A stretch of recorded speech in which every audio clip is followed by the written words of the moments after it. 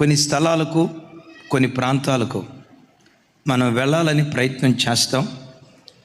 కొన్ని సందర్భాల్లో ఆ స్థలాలకు వెళ్ళకుండా సాతాను అడ్డగిస్తాడు. ఆ స్థలాలకు, ప్రాంతాలకు వెళ్ళకుండా నిన్ను అడ్డగిస్తాడేమో, కానీ నీవు చేసే ప్రార్థనను సాతాను అడ్డగించలేడు. ప్రార్థన ఎన్ని వేల కిలోమీటర్లైనా, ఎన్ని వందల కిలోమీటర్లైనా అవలీలగా ప్రయాణం చేయగలదు. మనం ఇక్కడుండి ప్రార్థన చేస్తే, భూమి మీద ఉండి చేసే ప్రార్థన పరలోకమందలి దేవుని సింహాసనాన్ని తాకుతుంది అని అంటాం కదా. భూమి నుండి పరలోకానికి ఎంత దూరం? నేటికి కొలిచిన కొలమానిక లేదు. విశ్వాన్ని అనంత విశ్వం అంటారు.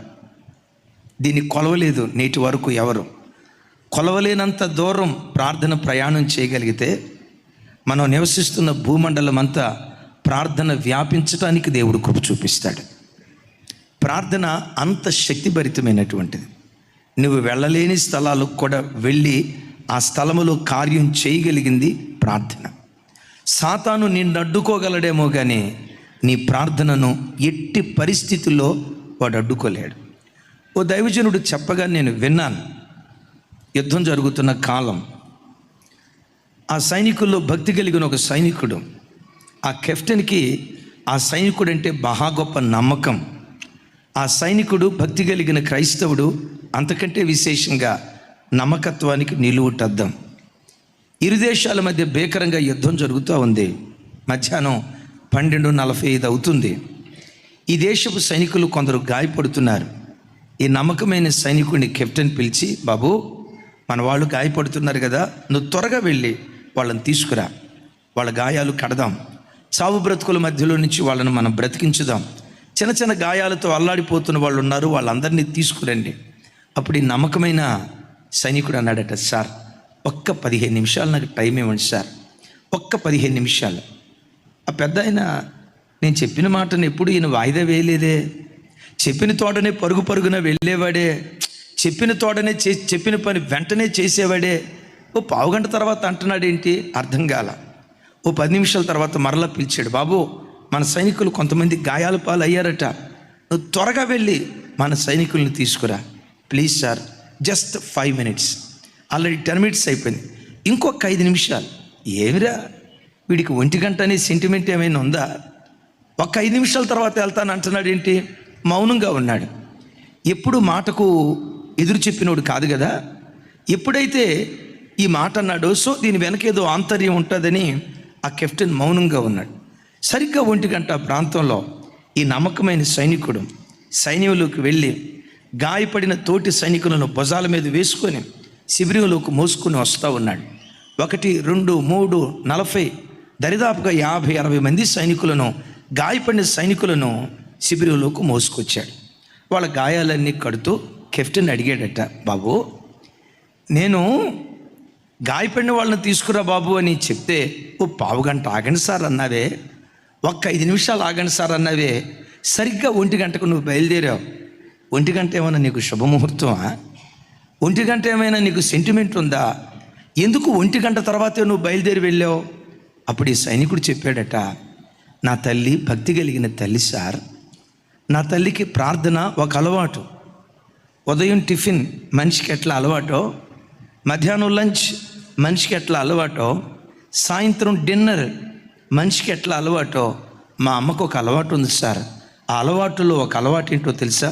ప్రతిరోజు మధ్యాహ్నం 1 గంటకి చేతులెత్తి 1 గంట నుండి 2 గంటల వరకు ప్రార్థన చేస్తూ ఉంటుంది సార్. మంచిదయ్యా, మీ అమ్మ ఉండేది ఎక్కడో దూరదేశం, దరిదాపుగా 500-600 కిలోమీటర్ల దూరం కదా, అక్కడెక్కడో తల్లి చేసే ప్రార్థన గురించి ఎందుకు చెప్తున్నావు?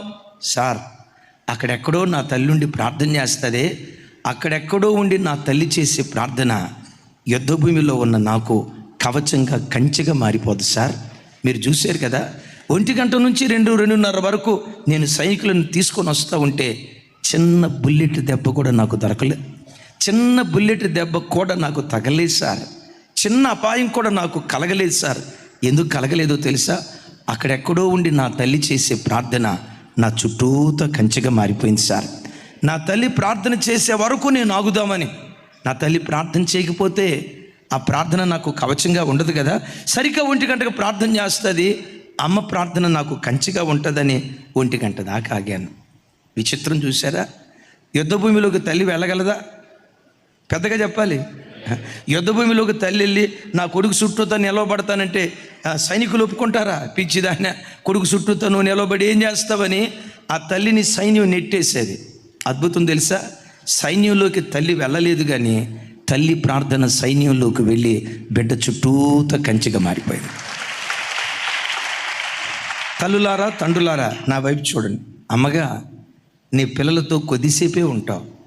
కాలేజీకి వెళ్ళేటప్పుడు పిల్లలతో పాటు నువ్వు వెళ్ళలేవు కదా. ఆఫీస్కి వెళ్ళినప్పుడు నీ పిల్లలతో పాటు వెళ్ళలేవు కదా. నీ కొడుకులతో పాటు ఉద్యోగ స్థలానికి నువ్వు వెళ్ళలేవు కదా. సేవకులుగా మేము మీతో కొద్దిసేపే ఉంటాం. మేము ఉండాలనుకున్నా మీరు ఉండరు కదా. మీరు అమావాస్య చంద్రుళ్ళు. పౌర్ణమి రోజు కనపడినట్లుగా ఆదివారం ఒక రోజు కనపడతారు. ఇక సోమవారం నుంచి శనివారం వరకు హానోకు మాయమైనట్టుగా మాయమైపోతారు. మరి ఎక్కడికి వెళ్తారో ఏమో, ఎంత బిజీయో నాకు తెలియదు. కానీ ఒక మాట చెప్తాను, మేము మీతో పాటు ప్రతి క్షణం ఉండలేము. అమ్మా, నీ పిల్లలతో పాటు నువ్వు ప్రతి క్షణం ఉండలేకపోయినా నీ ప్రార్థన ప్రతి క్షణం నీ పిల్లలతో పాటు ఉంటుంది. సేవకులుగా మీతో పాటు ప్రతి క్షణం మేము లేకపోయినా అరుణోదయపు దినాన్ని లేచి మేము ప్రార్థన చేస్తామే. చెల్లెళ్ళు తమ్ముళ్ళు నిద్ర చంపుకొని, దేవా మా సంఘ బిడ్డలందరినీ కాపాడయ్యా, ఏ కీడు అపాయం కలగకుండా ఈ దినమంతా నీ రెక్కల చాటున దాయ్యా అని దైవ సేవకులు మందిరంలో ఉండి ప్రార్థన చేస్తారే. ఇక్కడ చేసే ప్రార్థన మీకు తోడుగా మీతో పాటు వస్తుంది. మీరు అనొచ్చు, అన్న ఇక్కడుండి ప్రార్థన చేస్తే అక్కడ పని జరిగిద్దా? నేనంట, ఇక్కడ స్విచ్ చేస్తే అక్కడ లైట్ వెలగదా? ఇక్కడ రిమోట్ నొక్కితే అక్కడ టీవీ ఆన్ కదా? ఇక్కడ ఫోన్ చేస్తే అమెరికాలో కొయ్యం అని రింగ్ కాదా ఫోను? నేనంట, ఆఫ్టర్ ఆల్ సిగ్నలే అంత దూరం ప్రయాణం చేస్తే ప్రార్థన ఎన్ని లక్షల కిలోమీటర్ల దూరమైనా ప్రయాణం చేయగలదు. చప్పట్లు కొట్టే బాగానే ఉంది, కానీ సైతాన్గాడు అక్కడ ఆటంకపరుస్తాడు. ఎక్కడ? మోకాళ్ళుని ప్రార్థన చేయకుండా నిన్ను ఆటంకపరుస్తాడు. వాక్యం చదవటానికి పెద్ద ఆటంకపరచడం, ఆదివారం చర్చికి రావటానికి కూడా పెద్ద ఆటంకపరచడం. అట్ దట్ సేమ్ టైం పరిచర్య చేసే బిడ్డలారా, మీరు గంటల తరబడి పరిచర్య చేయటానికి కూడా సాతాను ఆటంకపరచడం. గంటల తరబడి ప్యాడ్ కొట్టడానికైనా, చిన్నోడా గంటల తరబడి ప్యాడ్ కొట్టడానికైనా, ప్రసాదు గంటల తరబడి కీబోర్డు కొట్టడానికైనా, చర్చి పరిచర్య చేయటానికైనా సాతాను పరిచర్యకు ఆటంకపరచడం. కానీ దేనికి ఆటంకపరుస్తాడో తెలుసా? ప్రార్థనకు వాడు ఆటంకపరుస్తాడు. నీ మోకాళ్ళ మీదే సైతాను గడు కూర్చొని మోకరించి ప్రార్థన చేయకుండా ఆటంకపరుస్తాడు. దైవజనమా, నువ్వు ఈ స్థలములో ఉండి మోకరించి ప్రార్థన చేస్తే ఇక్కడుండి చేసే ప్రార్థన ఎన్ని వేల కిలోమీటర్ల దూరమైన ప్రయాణమై పని చేయటానికి శక్తి కలిగింది ప్రార్థన. అందుకని ఒక మాట అడుగుదాం, దేవా ఓ బలమైన ప్రార్థనా పరుడుగా నన్ను మార్చవా? మోకాళ్ళుని గంటల తరబడి మీ సన్నిధిలో మోకరించి కన్నీళ్లతో మీ పాదాలు తడిపే ప్రార్థనా పరుడుగా నన్ను చేయవా? ఎందుకు ప్రార్థించాలి? నిన్ను అడ్డగించగలడేమో కానీ సాతాను నీ ప్రార్థనను అడ్డగించలేడు. బైబిల్లో ఒక 3 విషయాలు, విలువైన విషయాలు మీతో పంచుకుంటాను. చూడండి, దెసలోనికీయులకు రాసిన మొదటి పత్రిక 2వ అధ్యాయం 18వ వచనం. 2:18 నాతో కలిసి చెప్పండి. కాబట్టి మేము మీ యొద్దకు రావాలని ఉంటిమి.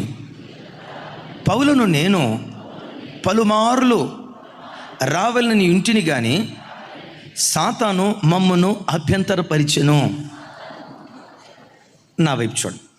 దెసలోనియ సంఘం అపోస్తుడైన పౌలు వారి చేత స్థాపించబడిన సంఘం. ఇదో భక్తి కలిగిన సంఘం. ఒకేసారి దెసలోనియ ప్రాంతానికి వెళ్ళాడు. సువార్త పని నిమిత్తం వేరే ప్రాంతానికి వెళ్ళి ఈ దైవజనుడైన పౌలుకి తాను స్థాపించిన సంఘం దెసలోనియ ప్రాంతానికి వెళ్ళాలని చాలాసార్లు అనుకున్నాడు. ఎందుకు? తన సువార్త ద్వారా వాళ్ళు రక్షించబడిన వాళ్ళు. యేసయ్యకు మహిమ కలుగును గాక. పెద్దగా చెప్దాం, యేసయ్యకు మహిమ కలుగును గాక. ఒకసారి చూడండి, కాపరి మనసు ఎట్లుంటుందో చెప్తాను. దెసలోనియ సంఘాన్ని పౌలు గారు స్థాపించాడు. ప్రపంచంలో ఎక్కడికి వెళ్ళినా ఓ కాపరి మనసు ఎటు తిరుగుతుందో తెలుసా? తన సంఘం చుట్టూతోనే తిరుగుతూ ఉంటుంది. మేము ప్రపంచంలో ఎక్కడికి వెళ్ళినా, ఏ దేశానికి వెళ్ళినా మా ఆత్మ ఎక్కడ తిరిగిద్దో చెప్పంటారా? తెలిసిన వాళ్ళు చెప్పండి. సూరారంలోనా? మీ చుట్టూతోనే తిరుగుతూ ఉంటుంది. మా పిల్లలు ఎట్లున్నారో, డేవిడనా నీది కంపెనీ చుట్టూతో తిరుగుతుందేమో, మా మనసు మాత్రం మీ చుట్టూతోనే తిరుగుతుంది. మా పిల్లలు, మాకు ఇచ్చిన బిడ్డలు, దేవా మమ్మల్ని నమ్మి మా దగ్గరకు వచ్చిన మా విశ్వాసులు, అయ్యా మా మనసు, కాపరి మనసు ఎప్పుడు విశ్వాసుల చుట్టూతోనే తిరుగుతూ ఉంటుంది. ఆ అపేక్షతో పౌలు దెస్సలోనియ ప్రాంతానికి రావాలని ఆశపడ్డాడు. విన్నారు ఈ మాట? ఎన్నోసార్లు రావాలని ప్రయత్నం చేశాడు, కానీ సాతాను పౌలును ఆటంకపరిచాడు. దైవజనమ, దెస్సలోనియ ప్రాంతానికి వెళ్లకుండా పౌలును సాతాను ఆ రోజుల్లో ఎలా ఆటంకపరిచాడో ఈ రోజున కొన్ని దేశాల్లో, కొన్ని ప్రాంతాలలో ఊరి బయట ఎంట్రన్స్లో పెద్ద పెద్ద బోర్డులు వెలుస్తూ ఉన్నాయి. ఏమని బోర్డులు వెలుస్తూ ఉన్నాయి చెప్పండి?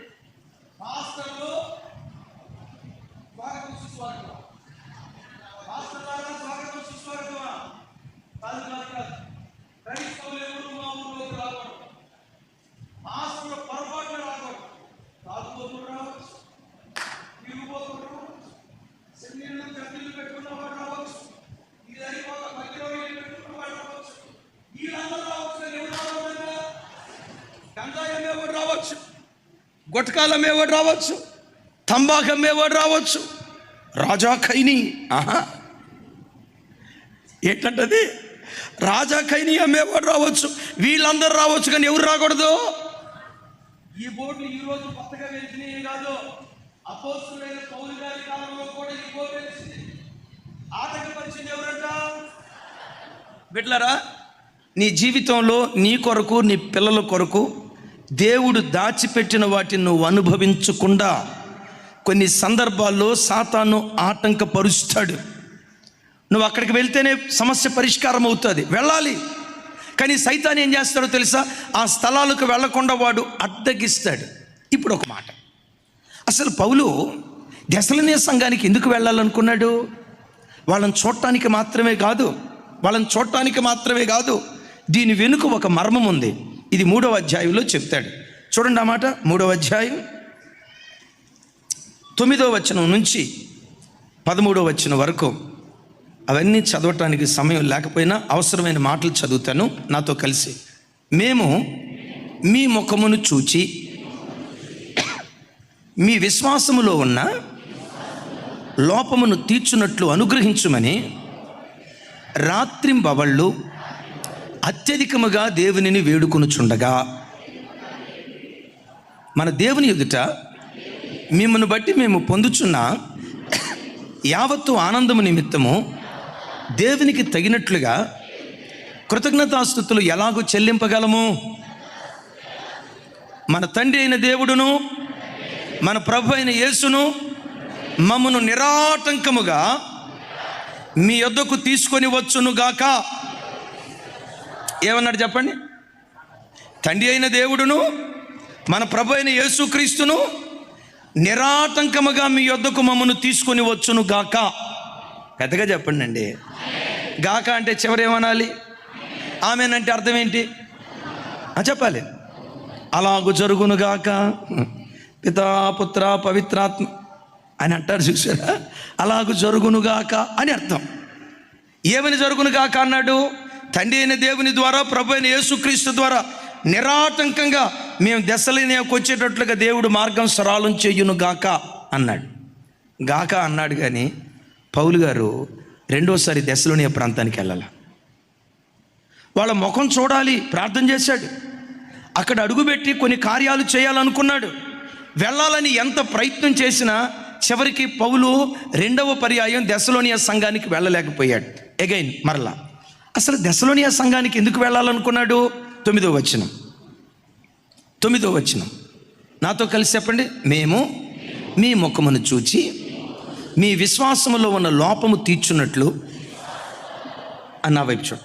అంటే ఆ సంఘంలో ఉన్న లోపం ఏంటి? విశ్వాసంలో లోపం ఉంది.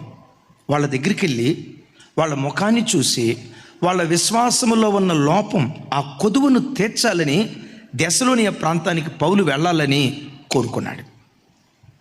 వెళ్ళేటట్లుగా దేవుడు సహాయం చేయమని అక్కడ ఒక మాట అంటాడు, రాత్రింబవళ్ళు అత్యధికముగా దేవునిని వేడుకొనుచుండగా.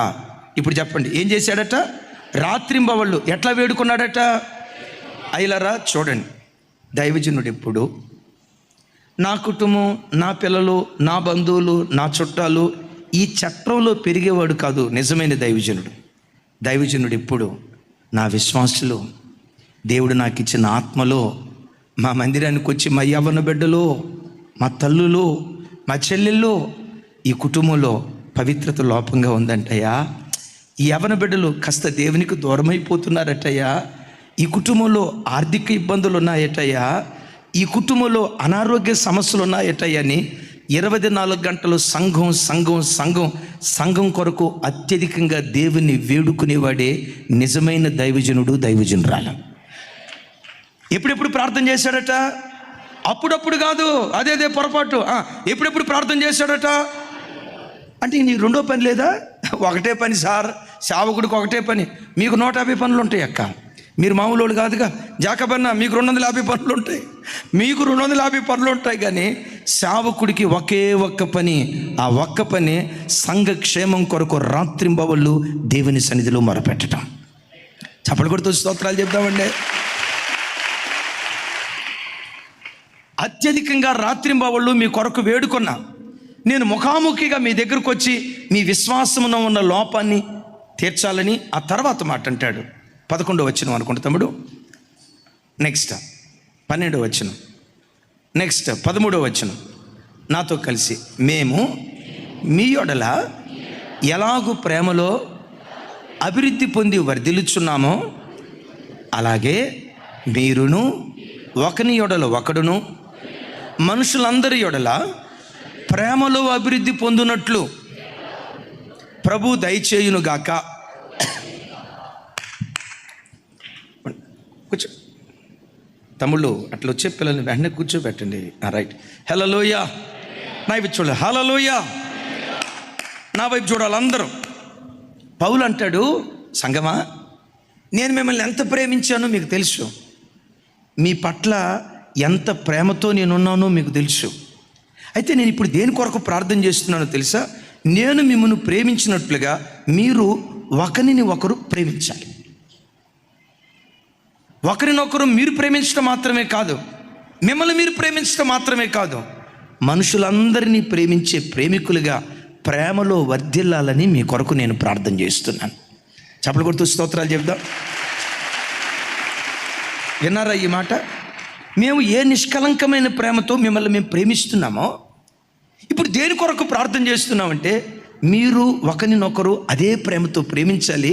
మిమ్మల్ని మీరు ప్రేమించడం మాత్రమే కాదు, మనుషులందరి యొడల ఎలాంటి ప్రేమను కనపరిచే ప్రేమమూర్తులుగా తీర్చిదిద్దబడాలని, ప్రేమలో వర్ధిల్లాలని మీ కొరకు నేను ప్రార్థన చేస్తున్నాను అంటాడు. యేసయ్యకు మహిమ కలుగును గాక. బిడ్డలారా, ఈ రోజున చాలా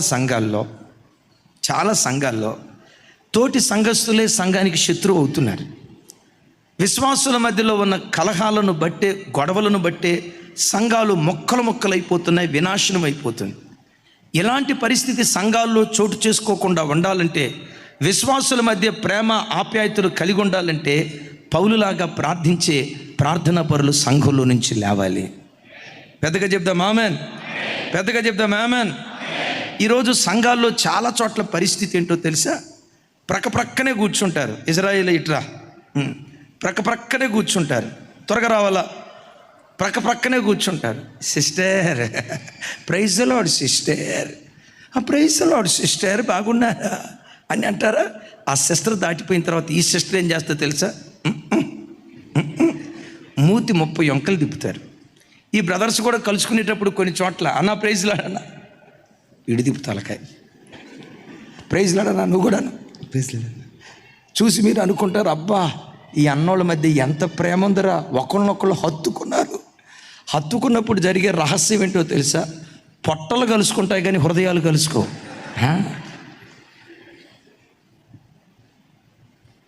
విన్నారా? పొట్టలు కలుసుకుంటాయి. మీరు అనుకుంటారు, అబ్బా ఈ చైతన్య బ్రదర్కి జెర్మియానకి ఎంత ప్రేమో కదా, ఈ రాజేష్ బ్రదర్కి జెర్మియానకి ఎంత ప్రేమో కదా. మన మధ్యలో ఇప్పటికీ ఆ ప్రేమ ఉంటుంది. వరకు పేర్లు చెప్తున్నా. అబ్బాబా జెర్మియానకి నగేష్కి ఎంత ప్రేమ ఉందో కదా, అబ్బాబా ఎంత ప్రేమ కలిగిన వాళ్ళు కదా అని అనుకుంటారు. ఇక్కడ విచిత్రం ఏంటంటే కలుసుకున్నప్పుడు పొట్టలు కలుసుకుంటాయి కానీ హృదయాలు మాత్రం పరలోకానికి పాతాళానికి ఎంత దూరమో. ఇప్పుడు వీళ్ళిద్దరి మధ్యలో మనం జొరబడి పంచాయతీ తీర్చలేం. ఎందుకు తీర్చలేం? నా వైపు చూడండి. కరవమంటే కప్ప కోపం, విడవమంటే పాము కోపం. మనం న్యాయం తీర్చాలంటే ఏదో ఒకటి చెప్పాలి కదా. అప్పుడు న్యాయం తీర్చినప్పుడు వీళ్ళిద్దరిలో ఎవరో ఒకరికి శత్రువులు అయిపోతాం. కొన్ని సందర్భాల్లో మనం ప్రవేశించలేం, మనం అడుగు పెట్టలేం. అడుగు పెట్టడానికి కూడా సాతాను కొన్నిసార్లు ఆటంకపరుస్తాడు.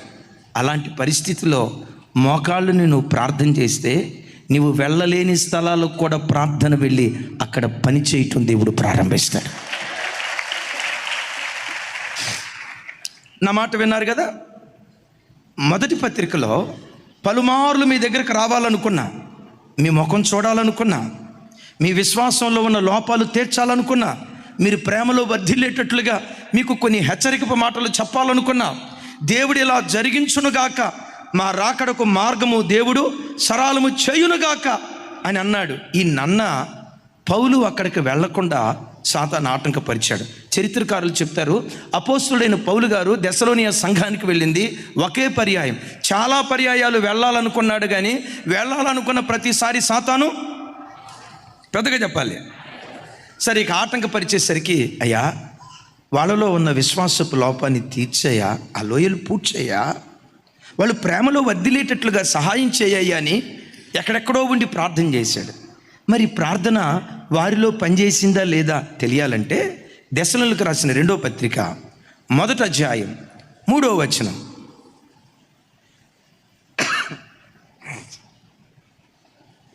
నాతో కలిసి, సహోదరులారా, మేమెల్లప్పుడూ మిమ్మును గూర్చి దేవునికి కృతజ్ఞతాస్తుతులు చెల్లించుటకు బద్దులమై ఉన్నాము. ఇది యుక్తమే, ఎలయనగా మీ విశ్వాసము బహుగా అభివృద్ధి పొందుచున్నది. మీ అందరిలో ప్రతివాడును ఎదుటివాని యొడల చూపు ప్రేమ విస్తరించుచున్నది. చప్పలు కొడితే యేసయ్యకు స్తోత్రాలు చెప్దాం. ఇప్పుడు 2వ పత్రికలో ఏమంటాడు? మీ విశ్వాసము చెప్పాలి నోరు తెరిచి, మీ విశ్వాసము పెద్దగా చెప్పాలి, మీ విశ్వాసము బహుగా విస్తరిస్తుంది. మొదటి పత్రికలో ఏమన్నాడు? మీ విశ్వాసంలో లోపం ఉందన్నాడు. 2వ పత్రికలో ఏమన్నాడు? మీ విశ్వాసము బహుగా విస్తరిస్తుంది అన్నాడు. మీరు ఒకరినొకరు ప్రేమించట్లేదన్నారు. ఇక్కడేమంటాడు? మీ అందరిలో ప్రతి వాడును ఎదుటివాడి యొడల చూపు ప్రేమ విస్తరించింది అన్నాడు. విశ్వాసం విస్తరిస్తుంది, ప్రేమ విస్తరిస్తుంది. నేను అడుగుతా, అయ్యా పౌలు గారు, ప్రేమ విస్తరించింది అన్నావే, విశ్వాసంలో కూడా వాళ్ళు విస్తరించారు అన్నావే, నువ్వు వెళ్ళి అక్కడ ఏమైనా వాక్యం చెప్పావా? వెళ్ళలేదయ్యా, వెళ్ళాలనుకున్నా కానీ సాతాను ఆటంకపరిచాడు. మరి నువ్వు వెళ్ళకపోయినా వాళ్ళ విశ్వాసం ఎట్లా విస్తరించింది, వాళ్ళ ప్రేమ ఎట్లా విస్తరించింది? పౌలు అంటాడు, సాతాను నన్ను ఆటంకపరిచాడేమో కానీ నా ప్రార్థనను ఆటంకపరచలేదు. నేను వెళ్ళలేకపోయాను కానీ నా ప్రార్థన వెళ్ళగలిగింది. చప్పలు గుర్తు స్తోత్రాలు చెప్తా. తమ్ముడా, విన్నావా? మీ నాన్న కోసం ఏం బాధపడద్దు. ఇక్కడుండి నువ్వు ప్రార్థన చేయి. ఇక్కడుండి చేసే ప్రార్థన నాన్నను దర్శిస్తుంది. అమెరికాలో ఉన్న మీ పిల్లల కోసం ఏం కలవరపడద్దు. మీరు ఇక్కడుండి చేసే ప్రార్థన అమెరికాలో ఉన్న బిడ్డల జీవితాల్లో ఉన్న లోటు కొదువులు దేవుడు తీర్చడం ప్రారంభిస్తాడు. నువ్వు ఎక్కడుండి ప్రార్థన చేసినా, నువ్వు వెళ్ళలేని స్థలాల్లో కూడా ప్రార్థన జొరబడి ప్రార్థన ప్రవేశించి ఆ స్థలములో పని చేయటం ప్రారంభిస్తుంది. అందుకని ప్రభువు నాకు మాట్లాడుకో, మోకాళ్ళ జీవితం నాకు దయచేయ్యా, ప్రార్థనా జీవితం నాకు దయచేయి. ప్రతిరోజు అరుణోదయపు దినాన కనీసం ఒక్క అర్ధగంట అయినా లేచి మీ సన్నిధిలో ప్రార్థన చేయకపోతే మీతో నా వైపు చూడాలి, మీతో గడపకుండా గడప దాటి నేను బయటికి వెళ్ళొద్దయ్యా. ప్రతి రాత్రి నా కుటుంబంలో కుటుంబ ఆరాధన జరగాలయ్యా. వారంలో ఒక్కసారైనా కడుపు చంపుకొని, ఆకలి చంపుకొని, నిద్ర చంపుకొని, ఉపవాసముతో నీ పాదాలు ఎదుర్కొనే కృప నాకు దయచేయ్యా. అలా నువ్వు ప్రార్థన చేస్తే ఆత్మీయతలో అంతకంతకు వృద్ధి పొందేటట్లుగా దేవుడు కార్యం చేస్తాడు. ప్రేమలో వృద్ధి పొందారా లేదా వాళ్ళు?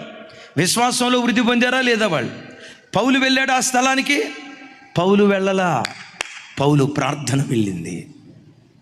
సాతాను పౌలును ఆటంకపరిచాడు, పౌలు ప్రార్థనను ఆటంకపరచలేకపోయాడు. చప్పలు కొడుతూ స్తోత్రాలు చెప్దాం. అవును, కొన్ని స్థలాలకు మనం వెళ్ళలేము, వెళ్ళటానికి అవకాశం దొరకదు.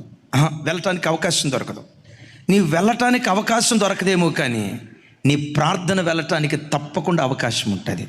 పరిశుద్ధ గ్రంథమైన బైబిల్లో ప్రార్థనను ధూపంతో పోలిస్తారు. ఒకసారి చెప్పండి. సాయంకాలము నేను చేతులెత్తుట నైవేద్యం వలె నా ప్రార్థన ధూపం వలె నీ సన్నిధికి చేరునుగాక. ఏమంటే అటు నుంచి మనిషి వస్తున్నాడు, నా వైపు చూడండి, అటు నుంచి మనిషి వస్తున్నాడు. మనిషి ఇటువైపు రాకుండా అడ్డుకోగలమా లేదా? మనిషి ఇటువైపు రాకుండా మనం అడ్డుకోగలమా లేదా? నేనంట అటు నుంచి సాంబ్రాణి పొగ వస్తుంది. సాంబ్రాణి పొగ వస్తుంటే ఆగిపోని ఇట్లా అన్నావు అనుకోండి, అటు వెళ్ళిపోద్ది. అటు వెళ్ళిపోతున్నాను ఇటు అన్నావు అనుకో, ఇటు వెళ్ళిపోద్ది. ఇటు వెళ్తున్నాను ఇట్లా అన్నావు అనుకో, అట్లా కాదు, ఎట్లా నిలవబడ్డావు అనుకో, నీ సంఖ కిందకుండా వెళ్ళిపోద్ది, నీ తల మీదకి వెళ్ళిపోద్ది, నీ చెవుల్లో గుండా వెళ్ళిపోద్ది. ఇంకా అద్భుతం, నీ ముక్కులు గుండా దాటుకుంటూ వెళ్ళిపోద్ది. ధూపాన్ని ఎవడూ ఆపలేడు, ప్రార్థనను కూడా ప్రపంచంలో ఎవ్వడు ఆపలేడు. కనుక దేవుని వాక్యం ప్రార్థనను ధూపంతో పోలుస్తూ ప్రార్థన ఎంత గొప్ప కార్యం చేయగలదో ఒక అద్భుతమైనటువంటి సన్నివేశం. ఆ తల్లి బహు అందగత్తె. ఆ తల్లి పేరు బైబిల్లో మహా గొప్ప అందగత్తె. విచిత్రం తెలుసా? 90 సంవత్సరాల వయసు వచ్చిన ఆ తల్లి అందం తరగలేదు. ఎవరు ఆ తల్లి? ఆ తల్లి అందం తరగలా. 90 సంవత్సరాల వయసు. దానికి మునుపు ఐగుప్తు దేశానికి వెళ్ళాడు అబ్రహాం. ఆ దేశం ఎంత గొప్ప దేశమో తెలుసా? ఈ శారమ తల్లి అందాన్ని చూసి ఆవిడ అందాన్ని గూర్చి ఫరో రాజు దగ్గర పొగిడారట. నేను ఒక మాట అంట, ఆ దేశం ఎంత నీతి మాలిన దేశమో చూడండి. ఆ దేశంలో ఉన్న ప్రజలు ఎంత నీతి విలువలు లేని ప్రజలుగా బ్రతుకుతున్నారో చూడండి. ఒక పరాయి స్త్రీ అందం రాజు దగ్గర పొగిడారంటే రాజు బలహీనత వాళ్ళకి తెలుసు. చార్లెస్ అన్న, రాజు బలహీనత వాళ్ళకి తెలుసు. ఆ బలహీనతను బట్టి అబ్బాబాబా శారమ ఎంత అందగా, ఇప్పుడే కొత్తగా వచ్చిందయ్యా ఒక అమ్మాయి, ఎంత అందంగా ఉందంటే ఆ అమ్మాయి ముక్కు ఉంది, అబ్బాబాబా కోటేరు ముక్కు, కళ్ళున్నాయి, చంపకు చారడేసి కళ్ళు, జడ ఉంది మున్సిపాలిటీ సీపిరి, మెడ ఉంది కొంగ మెడ, అబ్బాబాబాబా ఎంత, అసలు ఐగుప్తు దేశం అంతా వెతికినా ఎట్టాటి అందగత్తె కనపడదు. బిడ్లారా, నా వైపు చూడండి. నువ్వు చదివే చోట, నువ్వు బ్రతికే చోట, నువ్వు జీవించే స్థలాలలో పరస్త్రీలను గూర్చి వెకిలిగా మాట్లాడే వ్యక్తుల మధ్యలో ఒకవేళ బ్రతుకుతున్నావా? పరస్త్రీలను గురించి అశ్లీలంగా ద్వంద్వార్థాలతో కూడిన మాటలతో మాట్లాడే వ్యక్తుల మధ్య ఒకవేళ నువ్వు జీవిస్తున్నావా? దేవుని ప్రతినిధిగా చెప్తున్నాను, ఆ చెడు సహవాసము నుండి యేసు నామములో వెంటనే బయటకు వచ్చుదువుగాక. ఇక రాజు శారమ తల్లి మీద మనసు పడ్డాడు, తీసుకురండి అని చెప్పాడు. నా ప్రభు బిడ్డలారా, కట్టుకున్న తన భార్యను, అప్పటికి మేబీ 40 సంవత్సరాలు శారమతో అబ్రహామయ్య ఎంతో కరెక్ట్గా చెప్పలేం, అన్ని సంవత్సరాలు కాపురం చేసిన భార్యను తన చేతిలో నుంచి లాక్కొని ఆ తల్లిని చెరపటానికి తన ఇంట్లోకి తీసుకొని వెళ్తే అబ్రహాము ఆ రాత్రంతా ప్రశాంతంగా నిద్రపోయి ఉంటాడా? రాత్రంతా కన్నీళ్లతో దేవుని పాదాలు తడిపుంటాడా? మీరు ఒక్కరు కూడా చెప్పరు ఎవరా తమ్ముడా? చెప్పాలి. రాత్రంతా ఏం చేసి ఉంటాడు? ఏడ్చి ఉంటాడు. దేశం కాని దేశానికి వచ్చానయ్యా, నేను ఆ రాజుతో మాట్లాడలేనయ్యా, నా భార్యను ఏ గదిలో బంధించారో నాకు తెలియదయ్యా, ఒకవేళ నేను వెళ్ళాలని ప్రయత్నం చేసిన భటులు ఊరుకుంటారా, సైనికులు ఊరుకుంటారా, చంపేస్తారయ్యా, నేను అక్కడికి వెళ్ళలేను. అబ్రహాము ఆ రాత్రి అంతా కన్నీరు మున్నీరుగా ఏడ్చి ఉంటాడు. అద్భుతం తెలుసా? అబ్రహాము చేసిన ప్రార్థన ఫరో రాజు శారమును ముట్టకుండా ఆ ప్రార్థన కంచెగా మారిపోయింది. శారమును ఫరో ముట్టాలనుకున్నాడు, ఏదో చెయ్యాలనుకున్నాడు, ఆవిడ కన్యత్వాన్ని చెరపాలనుకున్నాడు, అపవిత్రమైన కార్యం చేయాలనుకున్నాడు. కానీ ఏం జరిగిందో తెలుసా? ఒక వింతైన రోగం ఫరో ఇంట్లో ఉన్న వ్యక్తులందరికీ వస్తే భయపడి, నువ్వు ఎవరి భార్యవి? అబ్రహాము భార్యను. నీకు ఒక దండం తల్లే, మీ ఆయనకు ఒక దండం తల్లే, నేను పొరపాటు చేశానని కానుకలు దండాలు దస్కరాలు ఇచ్చి శారమని తిరిగి ఇంటికి పంపించాడు.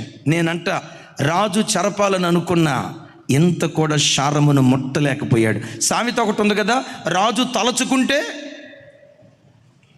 తెలీదా? పెద్దగా చెప్పాలి. రాజు తలుచుకుంటే దెబ్బలు కొదువ అంటారు. రాజు తలుచుకుంటే కొండ మీద కోతిని కూడా దించగలడు అంటారు. రాజు తలుచుకుంటే ఏవైనా చేయగలడని లోకం అంటది. కానీ నేనంట రాజు కొన్ని చేయగలుగుతాడు, కొన్ని చేయలేడు.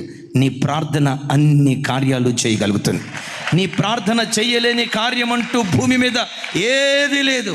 ఓ భక్తుడు అంటాడు, money makes many things but prayer makes everything. Everything everything everything. ఇప్పుడు నేనంట శారమ తల్లి ఆ రాత్రి అక్కడ ఉంది కదా, అబ్రహామయ్య ఎవరి దగ్గరికి వెళ్ళి ఎవరి కాళ్ళు పట్టుకొని బ్రతిమలాడతాడు? ఒక మాట నా వైపు చూడండి. అబ్రహామయ్య ఎవరి దగ్గరికి వెళ్ళి ఎవరి కాళ్ళు పట్టుకుంటాడు? ఆ దేశంలో అబ్రహాంకి ఎవరు తెలుసు? అది ఐగుప్తు దేశం. ఒక్కరి పేరు తెలియదు. ఒకవేళ తెలిసినా, నా వైపు చూడండి, ఒకవేళ తెలిసినా మధ్యరాత్రి ఒక ఎమ్మెల్యే దగ్గరికి వెళ్ళామనుకోండి, ఏమంటాడు ఎమ్మెల్యే గారు చెప్పండి? మధ్యరాత్రి ఫోన్ చేస్తానంటాడా? ఇట్లా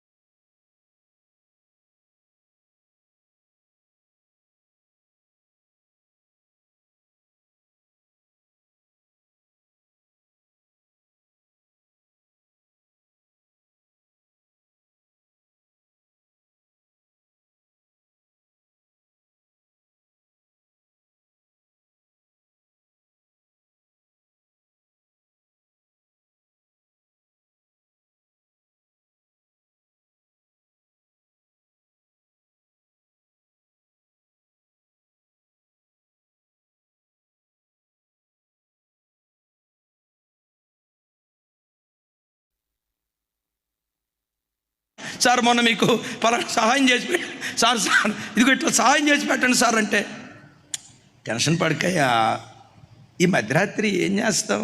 తెల్లారిని 7 ఆ ప్రాంతంలో వెళ్దాంలే, తెల్లారిన తర్వాత మాట్లాడతాను అనేవాడు. ఇప్పుడు తెల్లారిన తర్వాత వెళ్తే రాత్రి జరగాల్సిన కార్యక్రమం జరిగేది కదా, దరిద్రం జరిగేది కదా. నేనంట మధ్యరాత్రి అనేది దేనికి గుర్తో తెలుసా? ఏ సహాయమో దొరకని చోట కూడా సహాయం దొరికేటట్లుగా ప్రార్థన పని చేయగలదు. పెద్దగా చెప్తాం. సేమ్ ఇదే సిచ్యువేషన్ ఫిలిస్తీ దేశంలో అగైన్ రెండవసారి శారమకు జరిగింది. అప్పటికి శారమ వయసు 90 సంవత్సరాలు దాటింది. ఆ వయసులో కూడా తల్లి అందం తరగల. అంత చక్కటి అందగత్తె మీద అబీమెలెకు రాజు కన్నేసి ఏదో చేయాలనుకున్నాడు. ఎక్కడేం జరిగిందో తెలుసా? రాత్రికాలం స్వప్నమందు అబీమెలెకు దేవుడైన యెహోవా ప్రత్యక్షమై, అబీమెలెకు, శారమ విషయంలో నువ్వు చచ్చిన వాడివి. ఆవిడ ఒకనికి భార్య, అతని పేరు అబ్రహాం. అతడు ఒక ప్రవక్త. అతడు నీ కొరకు ప్రార్థన చేస్తాడు. ఆయన ప్రార్థన చేశాడా, మూయబడిన ద్వారాలు తెరవబడతాయి. అతడు ప్రవక్త అన్నాడు. చప్పట్లు కొడుతూ స్తోత్రాలు చెప్తా. నేను ఈ మాటలు ఎందుకు చెప్తున్నానంటే, పిల్లల్ని, ఆడపిల్లని స్కూల్కి పంపించేటప్పుడు, కాలేజీకి పంపించేటప్పుడు, అమ్మా శుభ్రంగా చున్నీ వేసుకోమా, అటు ఇటు చూడకమ్మా, నీ కన్యత్వాన్ని కాపాడుకోమా, జాగ్రత్తగా ఉండమ్మా, అమ్మా మాట జారితే అంటారు చూసారా, కాలు జారొద్దమ్మా, జాగ్రత్తగా బ్రతకమ్మా అని నీ బుద్ధి మాటలు చెప్తాం. నీ పిల్లలకు కూడా దేవుని కొరకు బ్రతకాలనే ఆశ ఉంటుంది. ఎందుకు? బిడ్డల మందిరానికి వచ్చేవాళ్ళు ఈ వయసులో లోకంలో యవన బిడ్డలు ఏ ఐమాక్స్ థియేటర్ చుట్టూతో తిరుగుతూ ఉంటే, ఏ సినిమా హాల్ చుట్టూతో తిరుగుతూ ఉంటే, ఏ సాయి పూజనో ఏ పూజనో ఎటో సినిమా హాల్ వైపు వాళ్ళు తిరుగుతూ ఉంటే, నీ పిల్లలు మందిరానికి ఎందుకు వచ్చారో తెలుసా? రాకపోతే నువ్వు తిడతావనే కాదు, వాళ్ళ గుండె లోపట దేవుని కొరకు బ్రతకాలనే ఆశ ఎంతో కొంత గూడు కట్టుకొని ఉంది. పెద్దగా చెప్పాలి. ఆ ఆశ ఉండటాన్ని బట్టే బిడ్డలు మందిరానికి రాగలిగారు. వాళ్ళు మందిరానికి వచ్చారంటే దేవుని కొరకు బ్రతకాలనే ఆశ వారి గుండెల్లో ఉన్నది అనేదానికి ఇంతకు మించిన సంకేతం మరొకటి ఏదీ లేదు. అయితే ఒకటి, నువ్వు బుద్ధి మాటలు చెప్పావు, నువ్వు హెచ్చరిక మాటలు చెప్పావు, నీ మాట అంటే నీ బిడ్డకు కూడా విలువే. కానీ తాను వెళ్ళే సమాజం ముందు చూసారా, బిడ్డ మంచిగా బ్రతకాలనుకున్న లోకం మంచిగా బ్రతకనివ్వదో.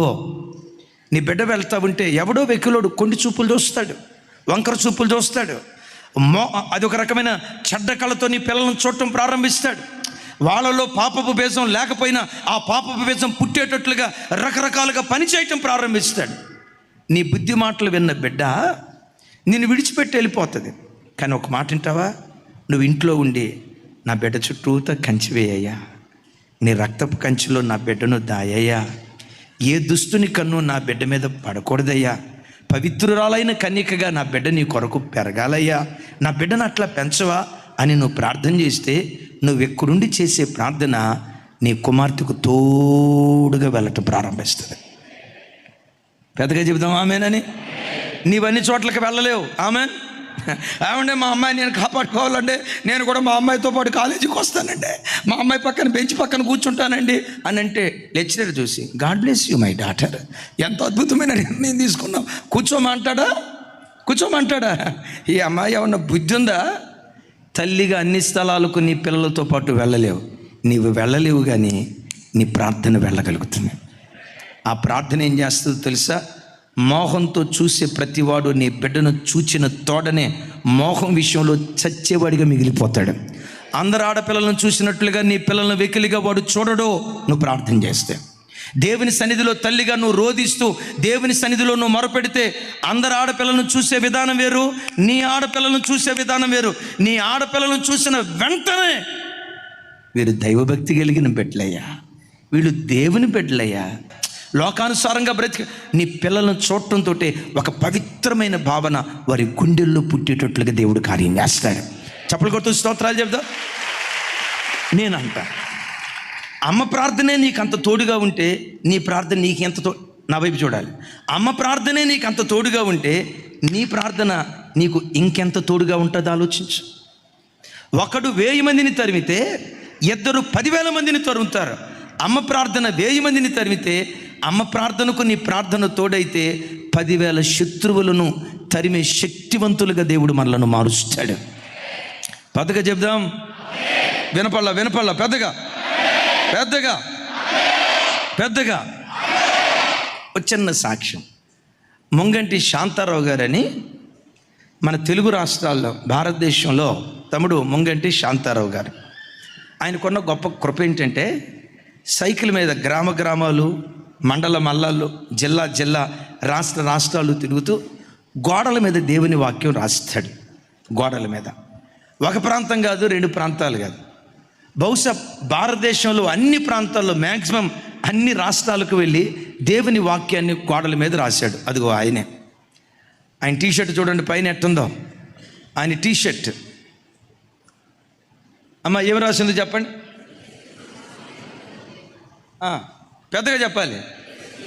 యేసుక్రీస్తే, పెద్దగా యేసుక్రీస్తు దేవుడు కాదు, పెద్దగా చెప్పాలి. యేసుక్రీస్తు మహాదేవుడు. తాను వేసుకునే డ్రెస్ మీద కూడా వాక్యం రాసుకుంటాడు. కొంతమంది తల్లిదండ్రులు ఉంటారు. ఒక బర్త్డేకి వెళ్ళాం, ఆ బర్త్డే కేక్ కట్ చేసిన తర్వాత ఆ పిల్లోడు ప్రార్థన చేసుకుని తిరిగి వెళ్తున్నాడు. వెనక టీషర్ట్ మీద ఏమని రాస్తుందో తెలుసా? Drink more wine, save water. Drink more wine, save water. నేను అది చూసి, అన్న ఈ టీషర్ట్ కొంత ఎవరన్నా అన్న అంటాడు. నేనే అన్నా. ఈలో పక్కొచ్చింది. కాదు అన్న నేను. ఇద్దరు గొప్ప సాధించారులే. వెనక టీషర్ట్ మీద ఏమి రాసిందో చూసారా? అన్న ముందు చూసాం కానీ వెనక చూడలేదన్న. మరి చూడండి ఒకసారి ఏముందో. బీరు ఎక్కువగా తాగండి, నీళ్లను ఆదాయం చేయండి. ఒకేసారి ఇద్దరు ఏం చేశారో తెలుసా?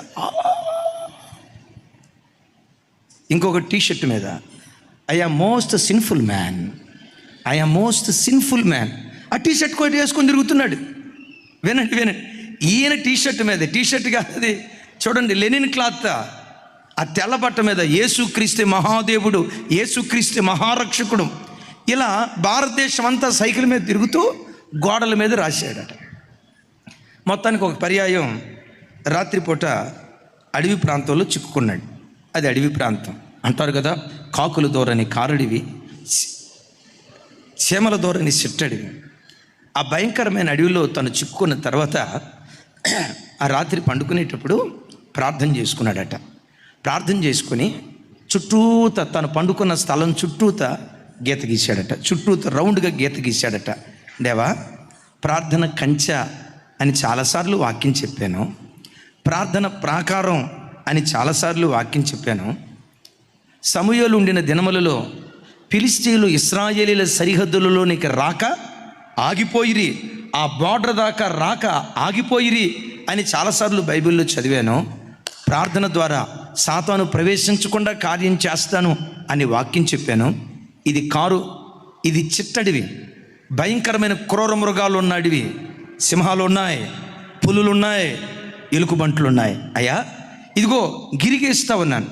ఏ సింహం వచ్చినా గిరి దాకా వచ్చినా పర్వాలా, ఆ గిరి అవతలే నిలవబడాలి, కానీ గిరి దాటి లోపలికి రాకూడదు. ఈ రాత్రి ప్రార్థనే నాకు కంచెగా ఉండునుగాక, ఈ రాత్రి ప్రార్థనే నాకు కావలి గోపురంగా ఉండునుగాక అని ఆ భయంకరమైన కారడవిలో ప్రార్థన చేసుకుని పండుకున్నాడంట. వినపడుతున్నాయి శబ్దాలు. ఏ శబ్దాలు చెప్పాలి? పులులు సింహాల శబ్దాలు వినపడుతున్నాయి. అయినా ప్రార్థనాపరుడు కదా, ప్రశాంతంగా నిద్రపోయాడట. నేనంట ప్రశాంతంగా నిద్రపోయాడట. తెల్లారి 6-7 అయింది. లేచాడు. లేచి చూస్తే ఆ చుట్టూత గీతకు అవతల సింహపు అడుగులు కనపడ్డాయట, పులుల అడుగులు కనపడ్డాయట, ఎలుకబంట్ల అడుగులు కనపడ్డాయట. వచ్చాయి. ఎంతవరకు వచ్చాయో తెలుసా? గీత అవతల వరకే వచ్చాయి. ఆ భక్తుడు చెప్తాడు, ఆ భయంకరమైన అడవిలో నేను చేసిన ప్రార్థన నాకు ప్రాకారంగా మిగిలిపోయింది. కంచె దాటి దుష్టుడు రాలేకపోయాడు, ప్రార్థన కవచాన్ని దాటి సాతాను రాలేకపోయాడు. దైవజనమా, ఈ మాట నమ్మండి. ప్రార్థించే కుటుంబాలను సాతాను తాకలేడు. ప్రార్థన ప్రాకారము లాంటిది. ప్రార్థన ప్రాకారాన్ని దాటి ఏ దుష్టుడు మన ఇంటిలో అడుగు పెట్టలేడు. కొన్నిసార్లు దుష్టుడు మన ఇంటిలో అడుగు పెడుతున్నాడంటే కొన్ని సందర్భాల్లో కారణం ప్రార్థన ప్రాకారం పడిపోవటాన్ని బట్టి, ప్రార్థన కంచె తెగిపోవటాన్ని బట్టి దుష్టుడు మన కుటుంబాల్లో అడుగు పెడుతున్నాడు. దేవుని ప్రతినిధిగా ఈ పునరుద్ధానపు దినాన మిమ్మల్ని బ్రతిమలాడుకుంటున్నాను. పడిపోయిన మీ ప్రార్థన ప్రాకారాలను మరలా తిరిగి కట్టుకుందురుగాక. తెగిపోయిన ప్రార్థన కంచెను యేసు నామం పేరిట పునర్నిర్మితం చేసుకొందురుగాక. నేను విన్న సాక్ష్యం. తెల్లారింది. ఇక ఆయన కాలకృత్యాలు తీర్చుకున్నాడు. ఇంకో గ్రామానికి వెళ్ళి సువార్త ప్రకటిద్దామని ఇక ఫ్రెష్ అప్ అయ్యి అట్లా రెడీగా ఉన్నాడు. ఈ లోపు మహారాష్ట్ర రాష్ట్రాన్ని గతంలో సీఎంగా పరిపాలన చేసిన ఒక ముఖ్యమంత్రి, ఓ మహా గొప్ప నేత, ఇద్దరు. వాళ్ళ పేర్లు నేను చెప్పలేను, నాకు తెలుసు. వాళ్ళ పేర్లు తెలియాలంటే ప్రార్థన అయిపోయిన తర్వాత అడగండి, అప్పుడు చెప్తా. ఓకే? వాళ్ళిద్దరు అదే మార్గం గుండా కారులో ప్రయాణమే వెళ్తున్నారట. ఒంటరిగా ఉన్న ముంగంటి శాంతారావు గారిని చూసి, అయ్యో పాపం బాటసారి తప్పిపోయినట్టున్నాడు, అయ్యోయ్యో అయ్యోయ్యో అయ్యోయ్యో అని చెప్పి పిలిచి, బాబు ఎక్కడికి వెళ్ళాలి? పలానా టౌన్కి వెళ్ళాలి సార్, రా కూర్చో, మేము అటే వెళ్తున్నాం, తీసుకొని వెళ్తాం అని కూర్చోబెట్టుకున్నారట. వెళ్ళే పరంపరలో ఈయన క్రైస్తవుడు అన్న సంగతి వాళ్ళకి తెలిసింది. వాళ్ళకి క్రైస్తవుడు అంటే ఫిల్ ఇన్ ద బ్లాంక్స్. ఇక అది నేను చెప్పలేను అసలు. అరే శుభం అంట ఎక్కించుకున్నామని అనుకుంటా. ఏమయ్యా, ఎందుకయ్యా టైం అట్లా వేస్ట్ చేసుకుంటా? యేసు ప్రభు యేసు ప్రభు యేసు ప్రభు అని ఊరూరు తిరుగుతూ ఉంటే ఆయన ఏమైనా మొద్దన్నం పెడతాడా? ఏమైనా ఇల్లు ఇస్తాడా, కూడిస్తాడా, గొడ్డిస్తాడా? కష్టపడి సంపాదించుకొని మాకులాగా కార్లు సంపాదించుకొని హాయిగా కారులో తిరగొచ్చు కదా. ఏమయ్యా పని పాట లేక ఊరూరు తిరుగుతావు? డబ్బులు సంపాదించుకొని మాకులాగా కారు సంపాదించుకొని కారులో తిరగొచ్చు కదా అన్నారంట. అప్పుడు మంగంటి శాంతారావు గారు అన్నారంట, మరి ఇప్పుడు నేను దేని మీద తిరుగుతున్నాను సార్?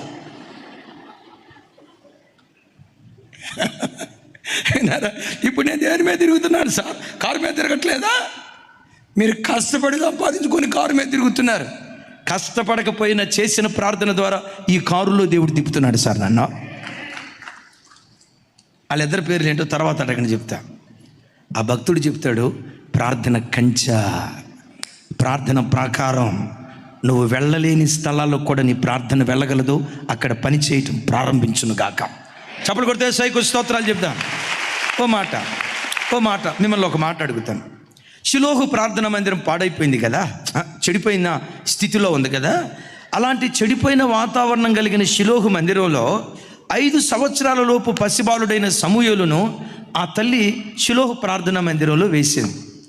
ఆ తల్లికి తెలుసు ఫినెహాసు హోఫ్నీను దారి తప్పి బ్రతుకుతున్నారని. చెడ్డగా బ్రతికే వ్యక్తులు అన్న సంగతి ఈ తల్లికి తెలుసు. నేనంట, చెడిపోయిన వాతావరణంలో ఏ తల్లిదండ్రులైనా పిల్లలను పంపించడానికి ఇష్టపడతారా? మీరు ఇష్టపడేటట్టే ఉన్నారమ్మా. ఇష్టపడతారా తల్లి? పొరపాటును ఇష్టపడరు. అమ్మమ్మమ్మో, పొరపాటును ఇష్టపడరు. అలాంటి చెడిపోయే స్థలాలకు కూడా తన కుమారుణ్ణి పంపించడానికి తల్లి ఇష్టపడింది. ఎందుకో తెలుసా? మిమ్మల్ని అడుగుతా, ఏ ధైర్యాన్ని బట్టి కొడుకుని అక్కడికి పంపించింది? ఒకే ఒక ధైర్యం, నా బిడ్డ కొరకు నేను చేసే ప్రార్థన నా బిడ్డకు కంచెగా మారి బురదలో తామర వృక్షం ఎదిగినట్లుగా నా బిడ్డ ఎదిగేటట్లుగా ప్రార్థన ద్వారా దేవుడు కార్యం చేస్తాడు. నేనంట, అది నిజం కాదు కానీ నా ఊహ ఇలా. ఏడాదికి ఒక అంగి ఆ తల్లి కుట్టి తన కుమారుడికి సిద్ధపరిచి తీసుకెళ్ళేదట. నా వైపు చూడండి, ఏడాదికి ఎన్ని అంగీలు తన కొడుకు కుట్టి తీసుకొని వెళ్ళేది? చెప్పాలి గట్టిగా ఓ మాట. మా పిల్లలకి సంవత్సరానికి ఒకే జత బట్టలు తీసుకుంటామండి అన్నవాళ్ళు ఎవరైనా ఉంటే చేతులు పైకెత్తండి, పూలదండేసి ఫోటో తీసి రేపు పేపర్లు వేపిస్తా. సంవత్సరానికి ఒకటే డ్రెస్. ఏమో ఎంత సీరియస్గా చూస్తున్నాడు. సంవత్సరానికి ఒకే డ్రెస్సు. హన్నమ్మ తల్లిలాగా మా పిల్లలకి ఒకే జత తీసుకుంటామన్న వాళ్ళు చేతులు ఎత్తండి. మాకు తీసుకోవాలని ఉన్నా అన్నా, సంవత్సరానికి 1 డజను.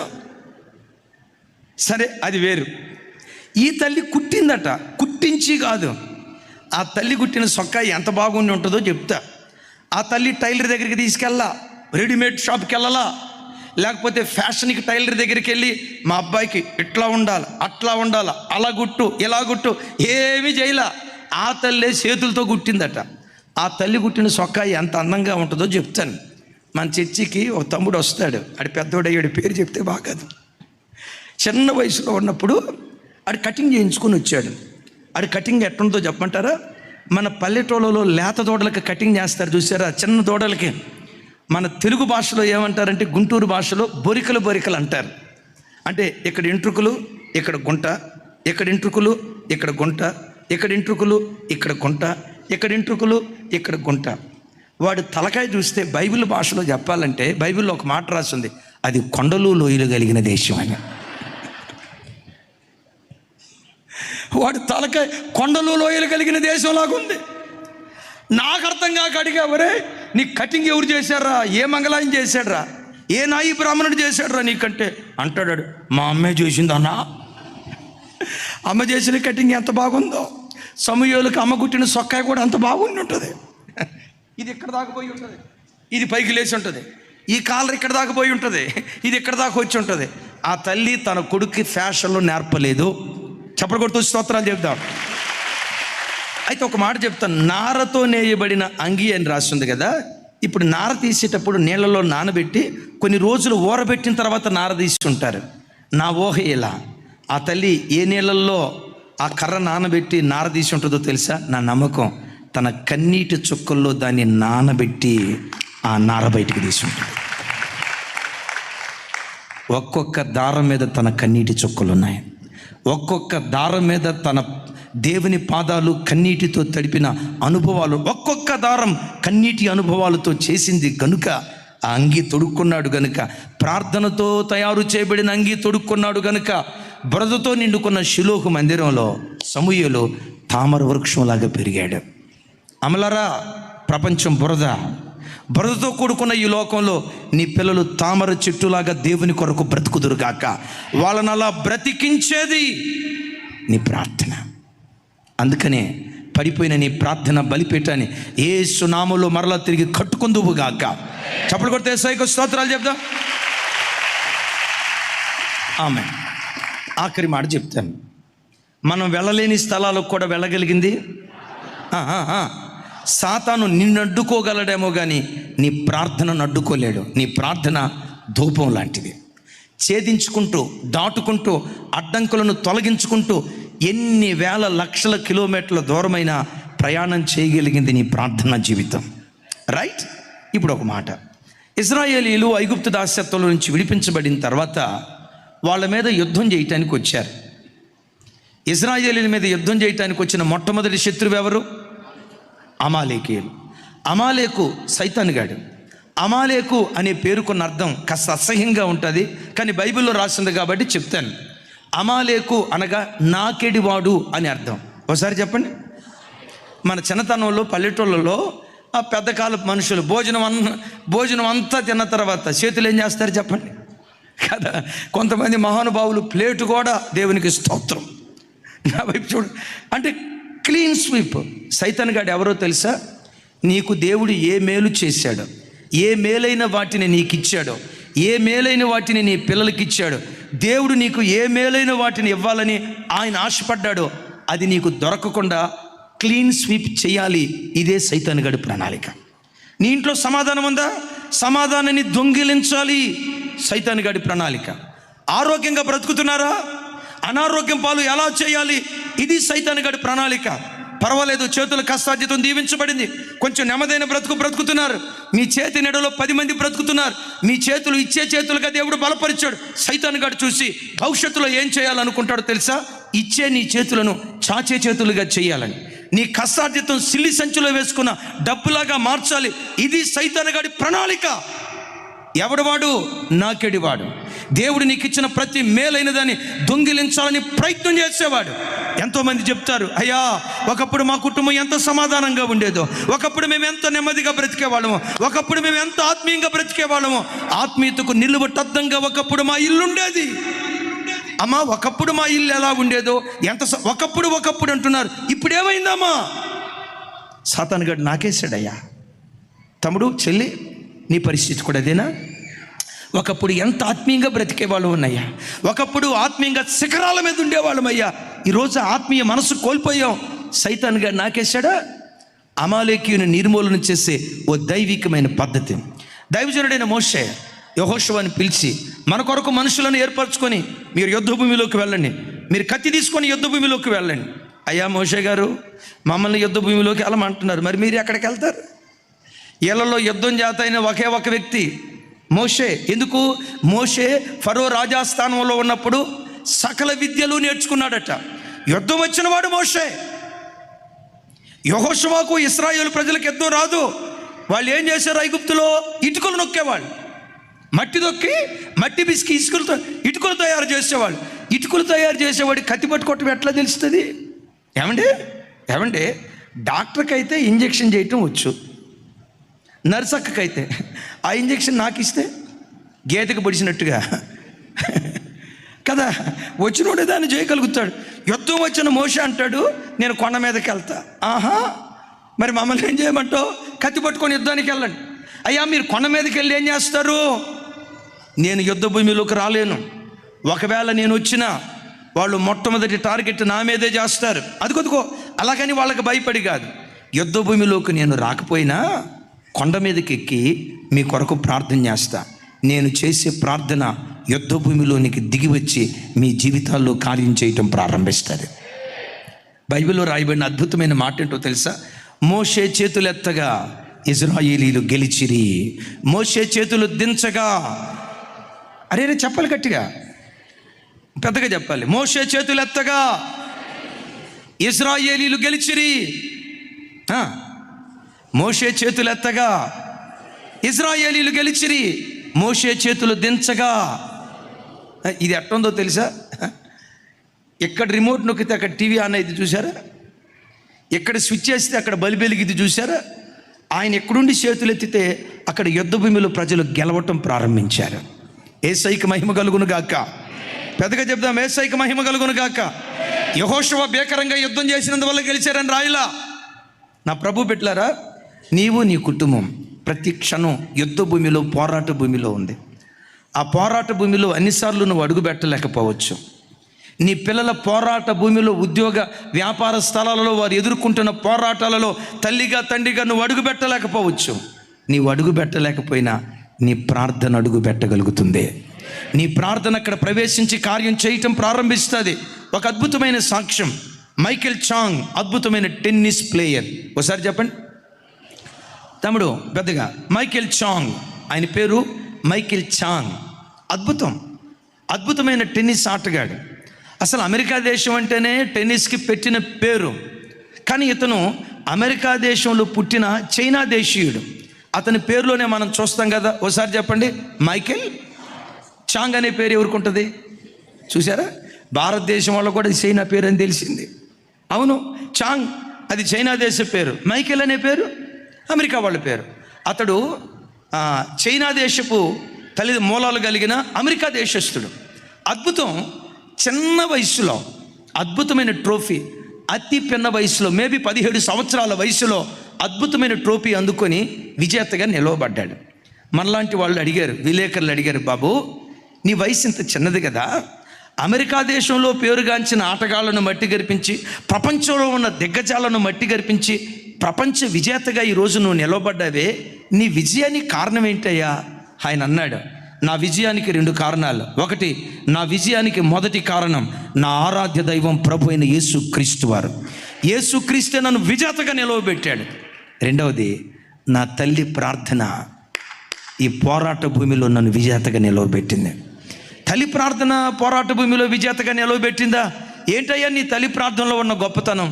సార్, మైదానంలో ప్రత్యర్థితో నేను ఆట ఆడుతున్నంతసేపు, ప్రత్యర్థితో నేను పోరాడుతున్నంతసేపు నా తల్లి ప్రార్థన గదిలో దేవునితో పోరాడుతూ ఉంటుంది సార్. ప్రార్థనా గదిలో నా తల్లి దేవునితో పోరాడుతుంది. నా కొడుకుని గెలిపించాయా, నా కొడుకుని గెలిపించాయా, వాడి విజేతగా నిలవబెట్టాయా, ఆటలో మెలుగు వాడికి నేర్పయ్యా అని నా తల్లి నా కొరకు మానక ప్రార్థన చేస్తుంది. నా తల్లి ప్రార్థనే ఈ పోరాట భూమిలో నన్ను విజేతగా నిలవబెట్టింది. తల్లులారా, ఏవైనా ముఖ్యమైన ఎగ్జామ్స్ మీ పిల్లలు రాయటానికి వెళ్ళేటప్పుడు నా చేతులెత్తి మిమ్మల్ని బ్రతిమలాడుకుంటున్నాను. ఓ ఉన్నతమైన ఉద్యోగం కొరకు పిల్లలు ఇంటర్వ్యూకి వెళ్ళినప్పుడు అవకాశం ఉంటే ఆ దినం ఉపవాసాన్ని చాటించుకొని ఇంట్లో ఉండి ఉపవసించి ప్రార్థించేయండి. మీరు ఎక్కడుండి చేసే ప్రార్థన అక్కడ బిడ్డ జీవితంలో దేవుడు కార్యాలు చేయడం ప్రారంభిస్తాడు. నేనంట, మీ అబ్బాయిని ఇంటర్వ్యూకి పిలిచారు, మా అబ్బాయితో పాటు ఇంటర్వ్యూ కూడా నేను కూడా వస్తానండి, వాళ్ళ అమ్మని నేను కావాలంటే సర్టిఫికెట్లో చూడండి మదర్స్ నేమ్ నా పేరే ఉంది, మా అబ్బాయితో పాటు నేను కూడా వస్తానంటే ఆ ఇంటర్వ్యూ చేసేవాళ్ళు వెల్కమ్ తల్లి అని అంటారా? రానియరు. ఇంటర్వ్యూ హాల్కు నువ్వు వెళ్ళలేవు, నీ ప్రార్థన వెళ్ళగలుగుతుంది అక్కడికి, నీ విజ్ఞాపన వెళ్ళగలుగుతుంది అక్కడికి. నువ్వు చేసే మొర వెళ్ళలేని స్థలం అంటూ ఏది ఉండదు. యేసయ్యకి మహిమ కలుగును గాక. ఒకవేళ మీరు అనుకోవచ్చు, అన్నయ్య ఇవన్నీ చేశాను అన్నయ్య, మరి నాకెందుకు జయం రాలా? నేను చేశానన్నా, ఓ రకంగా కొన్ని విషయాల్లో విసిగిపోయానన్నా. కలవరపడకు. మనం ఎంత ప్రార్థన చేసినా సైతాన్ గాడు కొన్నిసార్లు అడ్డుకుంటాడు. కొంతకాలమే అడ్డుకుంటాడు కానీ ఎల్లకాలం అడ్డుకోడు. ఒకసారి పెద్దకి మాట చెప్పండి. కొంతకాలమే అడ్డుకుంటాడు కానీ ఎల్లకాలం అడ్డుకోడు. ఇప్పుడు పొగటి నుంచి వస్తుంది సార్, ఇట్లా అన్నాం పొగ ఒక క్షణం ఆగిద్దా లేదా? ఆగేం చేస్తుంది? అక్కడ ఆగిపోద్దా? చెప్పాలి, డైవర్షన్ తీసుకో. ఇక్కడ ఆగటానికి కొంత టైం పట్టింది కదా. అట్లాగే దేవుని సన్నిధికి నీ ప్రార్థన చేరకుండా, దేవుని యొద్ద నుండి జవాబు రాకుండా సాతాను కొంతకాలమే నీ ప్రార్థన ఆపగలుగుతాడు కానీ ఎల్లకాలము వాడు ఆపలేడు. ఎందుకో చెప్పంటారా? నీ దేవుడు ఎంత మనసున్నవాడంటే, నీవు పిలవగా నేనున్నానని ప్రత్యుత్తరం ఇచ్చే దేవుడు. తండ్రి అని మొరపెట్టగా ఏవి నా కుమారుడు అని జవాబిచ్చేవాడు. దానియేలు ఉపవసించి ప్రార్థన చేశాడు. అద్భుతం తెలుసా, 21 రోజుల దాకా దేవుని యొద్ద నుండి జవాబు రాలేదు. 21వ రోజు, నా వైపు చూడండి, 21వ రోజు దూత దానియేలు దగ్గరకు వచ్చి మాట్లాడుతూ ఉన్నాడు. దానియేలు, నువ్వు ప్రార్థన చేసిన మొదటి రోజే నేను బయలుదేరొచ్చా. మాదియా పారసీకుల రాజ్యాన్ని పరిపాలన చేస్తున్న దురాత్మ నా రాకను అడ్డుకున్నాడు. నా రాకను అడ్డుకున్నా నువ్వు ప్రార్థన ఆపకుండా 21 దినాలు కఠోరంగా నువ్వు ప్రార్థన చేసావు కదా, నీ ప్రార్థన మూలంగా వాటన్నిటిని ఛేదించుకుని నీ యొద్దకు దిగి వచ్చాను. చప్పట్లు కొడుతూ స్తోత్రాలు చెప్దాం. ఒకసారి నా వైపు చూడండి. ప్రార్థన చేసిన వెంటనే దూత బయలుదేరాడా? వారం తర్వాత బయలుదేరాడా? నువ్వు ప్రార్థన చేసిన వెంటనే దేవుని దగ్గర నుంచి జవాబు బయలుదేరింది. బట్ ఆ జవాబు నీ దగ్గరికి రాకుండా దుష్టుడు కొంతకాలం అడ్డుకున్నాడని నీ ప్రార్థన ఆపొద్దు. అడ్డుకున్నాడని విసుగు చెందక నువ్వు ప్రార్థన చేయి. దేని కొరకు వెతుకుతున్నావో అది నీ వాకిడి దగ్గర నిలవబడేటట్లుగా దేవుడు కృప చూపించును గాక. ఒక మాట అడుగుతారా?